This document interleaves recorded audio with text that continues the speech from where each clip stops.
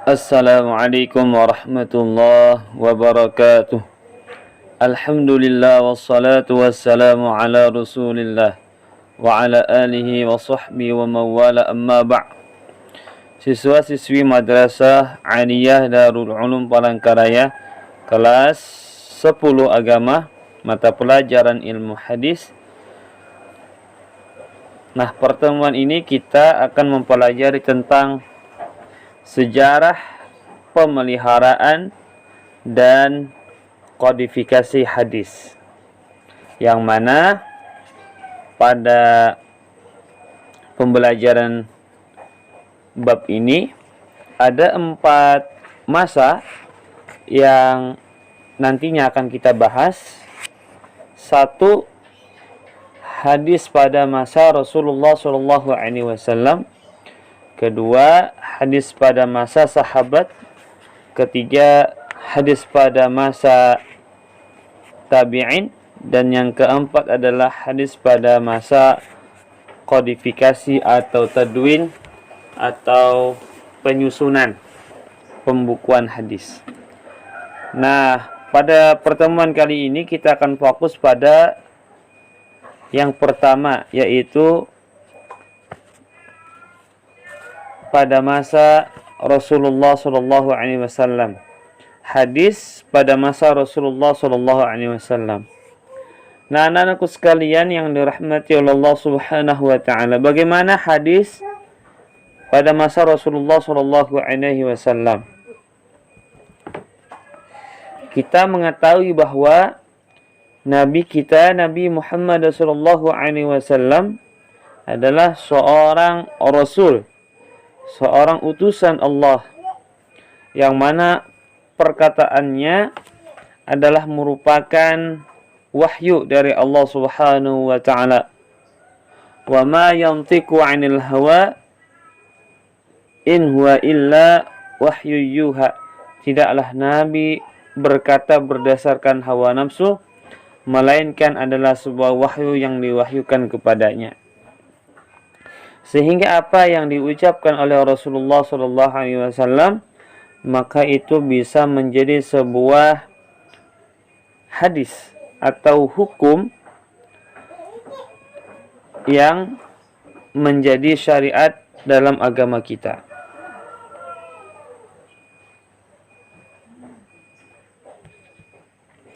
Pada masa Rasulullah SAW, Nabi melarang para sahabat untuk menulis hadis. Jadi pada masa Rasulullah SAW, Nabi itu melarang para sahabat untuk menulis hadis.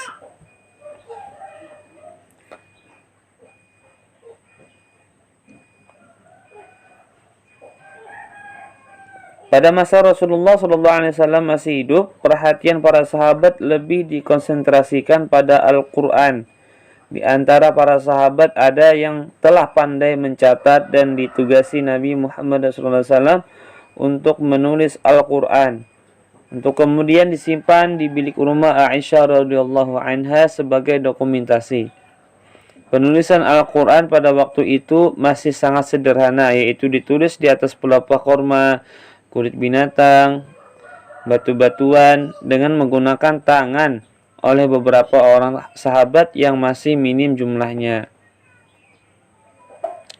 Kondisi hadis pada saat itu secara umum tidak tercatat. Bahkan secara umum dilarang oleh Rasulullah SAW untuk ditulis. Hadis hanya dihafal oleh mayoritas sahabat, kemudian disampaikan kepada sesamanya yang belum mendengar atau belum mengetahuinya. Karena tidak seluruh sahabat dapat hadir di majelis Nabi Muhammad SAW, dan tidak seluruhnya menemani Rasulullah SAW. Bagi mereka yang hadir dan mendapatkan hadis dari Rasulullah SAW, berkewajiban untuk menyampaikan apa yang dilihat dan didengarnya dari Rasulullah SAW, baik berupa ayat Al-Quran maupun hadis. Nah, pada kesempatan yang sama, Rasulullah SAW juga melarang untuk menuliskan sesuatu selain Al-Quran. Rasulullah SAW bersabda, "An Abi Sa'id Al-Khudri anna Rasulullah sallallahu alaihi wasallam qala, la taktubu anni wa man kataba anni ghairal Qur'ani falyamhuhu. Rawahu Muslimun. Dari Abu Sa'id Al-Khudri, Rasulullah SAW bersabda, janganlah kalian menulis dariku, barang siapa yang menulis dariku selain Al-Quran, hendaklah dihapus. Hadis riwayat Muslim. Ini menunjukkan bahwa Nabi kita melarang para sahabat untuk menulis hadis yang datang dari beliau. Meski demikian, para sahabat dengan berbagai alasan memiliki inisiatif untuk menuliskan hadis di samping Al-Quran. Larangan penulisan selain Al-Quran tersebut bukan semata-mata karena adanya kekhawatiran terhadap tercampurnya hadis dengan Al-Quran, tetapi lebih kepada keinginan supaya perhatian umat Islam itu lebih khusus atau lebih fokus ditujukan kepada Al-Quran. Ada beberapa sahabat yang memiliki catatan yang disebut dengan sahifah, mencatat sebagai hadis yang diterima dari Nabi Muhammad SAW. Di antara mereka yaitu Abdullah bin Amr bin As,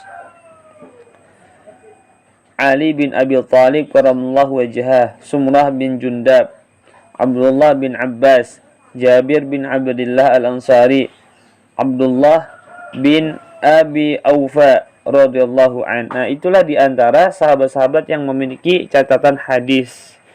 Ini menunjukkan bahwa kalau sahabat itu tetap menulis hadis dan hadis itu yang ditulis itu tidak membuat dirinya